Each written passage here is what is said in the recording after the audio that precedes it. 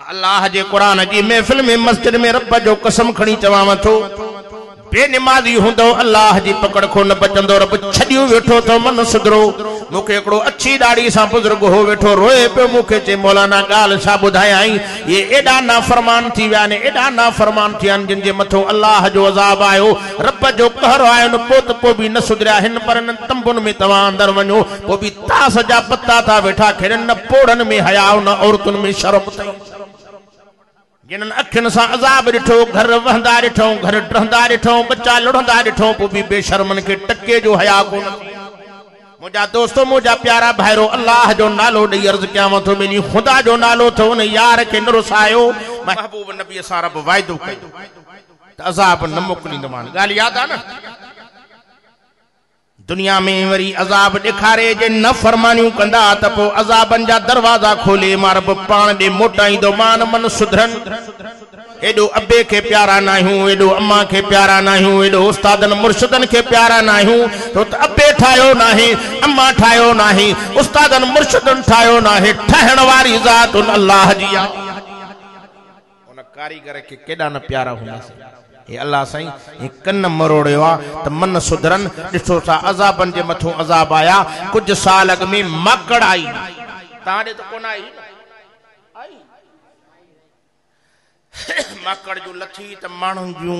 फसलूं त खाई वई पर वणन जा पन भी चटी वई वो मानू छा पिया करन डाड़े नवारन जे भी इची में यो बधो पियो होने साईं कंहिंखे तगारी बधी पई आ कंहिं वीचारे के टीन बधो पिया ढड़म ढण बड़े मां थोड़ी मंगण हार कड़ी खा वठी थिया जैसे मंगण हार नायो हिनन के पखिन के उडारियूं था हिनन जीतन के उडारियूं था फसल खाई पर अल्लाह जो वरी भी रहमत थियो माकड़ वई पर असां पो भी न सुगरियासे सागी लाटू सागा चुक वरी थोरो अरसो गुजरियो वरी अल्लाह सी अजाब मोकलियो छो त मदीने वारे मोहम्मद करीम सा वायदो थियलो सवरी जो अजाब मोकली कोरोना वायरस मोकले छड़ो मुल्क पाकिस्तान में न पर पूरी दुनिया अजाब जी लपेट में हुई उमरा भी बंद थी आ काबे दे चर ममनू बाबा न चन हेडे मानू मतलब बीमारी खणी अचन सब वेठा ड्रजन प्या हथ एक बेसा न परे का सलाम कयो पर वेजा न जो एड़ो अजाब मोकली मन सुधरन पर एड़ी चंडराई खई जो अन्या भी न सुधरिया से खुदा जो कसम महबूब मोहम्मद करीम जे करे अल्लाह ताला वरी अजाब दिखारियो मीह डिठो त वसियो त वसो वसा 2.5 महीना हलियो त बंद थियण जो नालो ही न वक्फे सा हलंदो रहो मानुन जा फसल सड़ी व्या बनियूं सड़ी वयूं घर ड्रही व्या अची जो पिछाड़ी में मीह हलियो 8 दी जो मुसलसल हलियो जो ये वसवसा जो लगी पई न टीह जो रुके पियो न रात जो रुके पियो मानुन जो रड़ियो पैजी वयूं दाहू पैजी वयूं चीखा पैजी वयूं गुनाह त असां कयासे पर हे मासूम सगीर वेठा पिया लोड़े गुनाह असां कयासे जानवर पिया लोड़े ढोर पिया लोड़े इनन केड़ा गुनाह किया पखिन जो रड़ियूं निकरी वयूं उनन जा अथा किरी पिया झुपड़ियों किरी पयूं मानुन जा त घर वया उनन पखिन परिंदन जा भी घर वया हलिया बैठा पा पखी भी रोइन जीत भी रोइन पिया जानवरन जो रंभो भी निकरन पयूं अले कंहिंजी रब करीम दुआ कई दुआ कबूल कई जो बरसात बंद थी वई मानू पिया चवन सुधरंदासे पो भी वही हाल थी वियो जो अन्या भी वीचारियूं मस्जिदूं खाली नमाज हली वई खुदा जो दर छड़े व्या मानू वरी अल्लाह जो अजाब यो मीह बंद थियो वरी सुख थी मानू के बस अल्लाह राजी थी वियो खुदा जा बानो अल्लाह जो नालो दई अर्ज कयां थो हे महबूब नबी सा वायदो कयोसन त हिक ही झटके में हलिया जेके असा में गुनाह हिन मदीने जे मीर जा उम्मतियो वरी अञा बरसात बस थी त वरी बीमारी शुरू असा दे तो होई पो तहां जे कंडियारे जी मुखे खबर ना होई जाडे जो रोड असा चौं था घर बुडा पिया हन जायूं बुडियूं पयूं हन बनिन जा फसल हाने पुछो माने भला दियो खबर हेल साग बाग भी दींदो तोहफे में जो से एड साग जो नालो न वठ जाई माना बनिन में हेडो पानी अन्या भी न सुधराए खुदा जे अजाब के दावत न दे मोटी अच सुधरण जो मौको मिलियो थी मत रातो वा जनाजा न दुनिया मो खणावे झटका भी जमीन के आया साईं छा थियो ज़लज़लो आयो हिं जो जमीन खुली तो जमीन के पेट में हजारन में मानू गिड़काए वही छो खुदा जे अजाब के दावत था दियो रब मदीने वाले साईं जे सदके दिखारे वठो जे हुनन के कर क्यों तो तहां के भी करे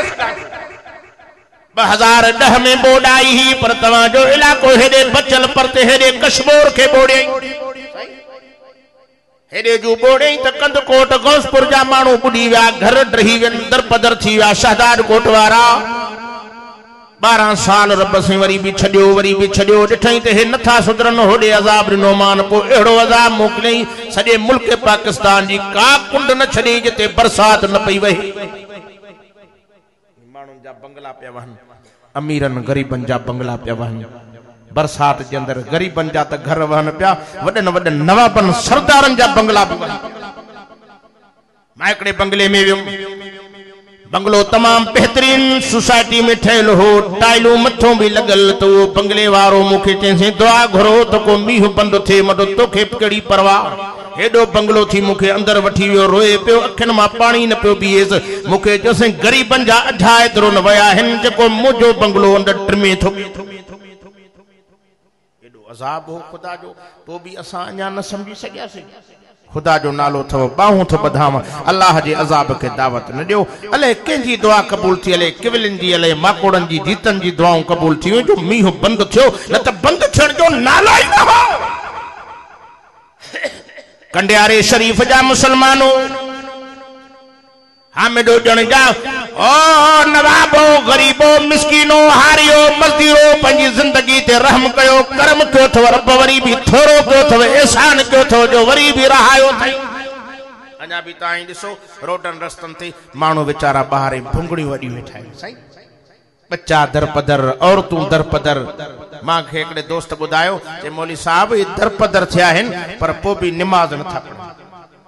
मां अल्लाह जे कुरान जी महफिल में मस्जिद में रब जो कसम खणी चवाव थो बेनिमाजी हुंदो अल्लाह जी पकड़ को न बचंदो रब छडियो वेठो तो मन सुधरो मुखे एकड़ो अच्छी दाढ़ी सा बुजुर्ग हो वेठो रोए पे मुखे चे मौलाना गाल सा बुधायाई ये एडा नाफरमान थी व्या ने एडा नाफरमान थियान जिन जे मथो अल्लाह जो अजाब आयो रब जो कहर आयो न पोत पो भी न सुधरिया हिन पर न तंबुन में तवा अंदर वणो पो भी तास जा पत्ता था वेठा खेरन न पोड़न में हया न औरतुन में शर्म थई मां एकड़ी जाय ते वेंदो मस्जिद भी हो मदरसो भी होयो तालिब बटरे मदरसे में नमाज पढ़ंदा हा हाने जीवम त 150 को मथे घर तंबू लगा पिया मां डाडो खुश थियुम मतो अज वडी जमात थींदी 150 घर इनन जे अजाब आयो थन हे त मस्जिद में पैर रखण जी जाय न हुंदी मस्जिद में बीठुम त 3 तालिब सगोरा इमाम अग्यो तकबीर मां दिनी मत हे काडे व्या ना आया तो वो मौलवी रोए पियो मुखे चे मौलाना दू नमाजू त ठयो पर हे निभागा जुम्मे जी नमाज भी नथा पढ़न जिनन अखन सा अजाब दिठो घर वहंदा दिठो घर ड्रहंदा दिठो बच्चा लुढ़ंदा दिठो पो भी बेशर्मन के टक्के जो हया कोन मुझा दोस्तों मुझा प्यारा भाईरो अल्लाह जो नालो दई अर्ज कयां तो मेनी खुदा जो नालो थो न यार के न रुसायो मैं एकड़े रस्ते मो गुजरियो पे वणा एकड़े वण ते मुझी निगाह पई वण ई सड़ियो पियो हो ई सड़ियो पियो हो जणो कोई पेट्रोल हारे उन के तीली दई मां ते उनन को पूछा के मबा इन वण सा ज्यादती छो कई थो छो साड़ियो थो मुखे चे मौलाना असा न साड़ियो अल्लाह जो अजाब इन वण मां चो इन वण बेचारे गुनाह कया छा इन कड़ा दो हक्या जी चोंदा हन सावन जे आवे पो सुक्का भी सुकन जे आवे पो सावा भी सड़ी वी जान अब या है कि ना मत बेनमाज़न सा यारी रखे मत बेनमाज़ी जे यारी जे करे तू भी न जे करे मत जहन्नम में हलियो न वने एड़े यार सा यारी न एड़े निभागे दोस्त सा वे ही चाहे जो को न पी जाए जो को बेनमाज़ी आ 24 कलाक अल्लाह जी न जे लानत थी वसे खुदा जो नालो थी खुदा जो नालो थी खुदा जो नालो थी निमाज़ी थी पो मुखे जे मौली साहब गाली आहे इते पी पुत्र गर्मी जी मौसम हुई सारन जो इलाको हो जे रोंबो करे अची हिन वण जे हेठो सुता मथो खेवण जो करी त पुत्र त सड़ी वियो अबो त सड़ी वियो पर वण भी सजो यो कोयलो बणजी खुदा जा अजाब पो भी असा नथा समझ बेली अल्लाह जो नालो थो दियाव अल्लाह जो नालो थो दियाव खुदा जो नालो दई अर्ज कयाव थो बेनमाज़ी न छो था पाण के दुनिया में तबाह बर्बाद बेनमाजी तमाम गंदो आ। मां नथो चवां, कुरान थो चवे उलाइका कल अनआम। पढ़ा कुरान पता था कुरान। उलाइका कल अनआम बल हुम अज़ल। कुरान तो फरमाए चौपाए जानवर को भी बेनमाजी गंदो आ। इन को मीहूं भी भलियूं, ठगियूं भी भलियूं, बकरियूं भी भलियूं, पर इहो गंदे में गंदो जानवर कुत्तो भी भलो थो। छो तो कुत्तो भी मालिक जी सुञाण थो करे। छो तो पाण खे गंदन जी लिस्ट में आणे। किताबन में अचे तो बेनमाजी सुबह जे टाइम ते घर मो निकतो अखियन के मटींदो पियो अचे। हेडो खिनज़ीर भी पंजे अखड़े मो निकतो। हीअं जो बेनमाजी ते नज़र पइजी वसे हिकदम कूड़े में मुंह ॾेई रोई चवे थो ओ मुंहिंजा अल्लाह शुक्र थियो जो बेनमाजी जो मुंह न ॾिठुमि। जे बेनमाजी जो चेहरो ॾिसां त सॼो ॾींहुं मुंहिंजो कम ई न ठहे आ। खिनज़ीर किनो जानवर उहो भी बेनमाजी को पनाह थो घुरे। पर तूं अल्लाह जो दर छॾे वियो आ। नीमक हराम थी छड़ो जो ही बोड मुतासिरन जी का कैंप ते गाड़ी अचे। अल्लाह अल्लाह कुराड़ो अछी दाढ़ी वारो भी भज भजा पोयो। पुट त भजन पर मासूम बार भी भजन था। मन के 2-3 रुपया मिलन। मायूं पोयो, मर्द पोयो, बच्चा पोयो। कई गाड़िन जेठो चिभाट जी खत्म थी विया। हे छा बुख्या ॾींदव? हे पाण बुख्या बंगाली हिनन के बे हंदो इमदाद मिली पो भी हिनन जा पेट अञा भी भरजनी नथा। चवन था अञा भी आण छो तन जो पेट जहन्नम थी जहन्नम बणजी चुको आहे। तो त जहन्नम भी न भरबो, जहन्नम भी चोदो अञा भी कुछ मुंह में अचे, अञा भी मुंह में अचन। हे था चवन अञा भी असां में अचे, अञा भी असां में अचे, अञा भी थोरो मिलियो आ। अरबे खरबे खाई विया पो भी पेटन जा पेट न भरिया। ये छा तोखे ॾेई छा ॾींदा? हो थो चवे मुंहिंजो दर वठ सॼी ज़िंदगी खारायो त मां हाणे भी तोखे बुखियो न छॾी। कसम तो अल्लाह जो जेके मस्जिद में वेठा हो तवा के कंहिं खारायो? अमड़न जे पेट में हुयो त कंहिं खारायो? विच समंदर में तफसीरन में अचे तो हिकड़ो इंसान अंदर जो ॾिठई हिकड़ो पत्थर पियो आ। छा पियो आ? पत्थर ॾाढो सोणो हो। बाहर कढी उन के का शइ हई त पत्थर बद थी वियो। अंदर ॾिसे त पत्थर जे पेट में ॿियो पत्थर, पर वो अञा भी सोणो। इसी करे चेवार बहे त अञा भी सोणो आन के का शइ तो वो पत्थर भी बादो थी वियो। अंदर जो ॾिसे तो न पत्थर जे पेट जे अंदर हिकड़ो जीत वेठो आ। जीत वेठो आ। दिल में ख्याल थियो विच समंदर में पत्थर जे पेट में पत्थर, पत्थर जे पेट में वरी हे जीत निकतो। छा खाईंदो हूंदो? हीअ जो ॾिसे त उन जीत जे वात में मिस्री जो गड़ो पियो थो चूसे। तॾहिं फरमायो मा मिन दाबतिन फिल अर्ज़ि इल्ला अलल्लाहि रिज़्क़ुहा व यअलमु मुस्तक़रहा व मुस्तौदाहा कुल्लुन फी किताबिन मुबीन। केर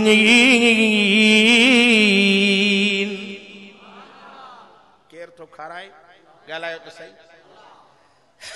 जीतन के खाराए तो, पखन के खाराए तो। तू अशरफुल मखलूकात करे रब तो के पैदा क्यों? सोहणे मोहम्मद जो उम्मती क्यों थई? एतरी भी लगे नथी अचे तो न हबीब जो उम्मती आ। उन नबी पाक मोहम्मद मेराज वारी रात रब को रात वठी 5 नमाज़ूं वांदियूं। 5 वक्त भी उन जे दर जी हाज़िरी न भरिया। खुदा जो नालो थी खुदा जे हुक्म की नाफरमानी न कर ॾाढो ॾुखियो थींदे। कबर में वैल हुंदई, कबर में मुसीबत हुंदई, कबर में अज़ाब हुंदई। जे बेनमाजी थी मरी वई, नबी से फरमाइन था बेनमाजी कबर में पुॼे तो सॼो पासो मयत के खबे पासे ॾो ज़ोर थो ॾे, खबो सॼे ॾे ज़ोर थो ॾे। मयत जूं पासरूं पास में मिली थी वञनि। दाहूं पुकारणियूं थो करे, चीखा थो करे, पर रब के रहम नथो अचे। नमाजी कबर में वने तो कबर कुशादी थी बणजेस। दीद खुटे, नजर खुटे, पर कबर जी वेकरान नथी खुटे। तो मां दुआ करण आयो हां अल्लाह हिन कोठ जे नंढड़न वॾड़न के मर्दन ऐं माइन के पक्को नमाजी करे। आमीन त चओ न। नमाजी थियो तॾे शेख सादी रहमतुल्लाह अलैह छा थो चए थो रोज़े महशर के जा अल्लाह रोज़े महशर के जा गुदाज बुअद अव्वली पुरसशे नमाज बुअद।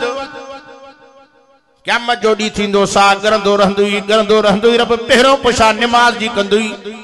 ओ नौजवान, ओ पोड़ा, ओ हाजी, ओ मौलवी, हो पीर, हो फकीर, अल्लाह जो वास्तो दे अर्ज क्या आई तो बेनमाजी थी न मर जा, नमाजी थी मर जा। कबर में जे नमाजी थी पोते तो कबर भी मुबारक ॾींदे त खटे आयो आहे, हराए न आयो आहे। मां ॾिसण में मिट्टी जो खॾो हाँ तो जला जन्नत जे बागन मां बाग थी बणजी पवाए। चो इंशाअल्लाह नमाज पढ़बी, चो त सही न। 5 मिनट मानू कंहिं वटि अची साहु पटींदो आहे, पाणीअ जो गिलास पी वेंदो आहे, बि तारीफ़ कंदो यार फिलाणा ॾाढा भला। वनी जो गिला करे वनी स्टाफ टे कुंडी ते वेही उते गांगरनि जे होटल ते वेही चवे त वॾा निभागा हुजण हा जो पाणीअ जी सलाह बि न कई, चवंदा मोचड़नि जे लाइक़ आहे। मानी भी खाराई से, साईं साईं भी कई से, इज्जत भी ॾिनी से, पोइ बि असांजी शिकायत कई। बेली एक मानू जी गिला थी थे, गोठ वारन जी गिला थी थे तो बिगड़ जो था। एक वेले जो इनकार कहीं सड़ी जिंदगी खारायो थी, सड़ी जिंदगी प्यारियो थी। उन रब जे दर ते नथो झुके, उन साईं जे दर ते नथो झुके। उनके कावड़ तो वडी ईदी होंदी, पर महबूब मुहम्मद करीम सां वायदो कई जंहिंजे सदके सॼियो वेठो आहे यार असां निभायूं वेठो आहे। महबूब जे तुफेले चढ़ियो वेठो थी, कुछ शर्म ऐं लज ऐं गैरत पंज अंदर धार। 5 वक्त निमाज़ी थी पोइ इंशाअल्लाह खुदा जो कसम तोखे लोडो ही नहीं।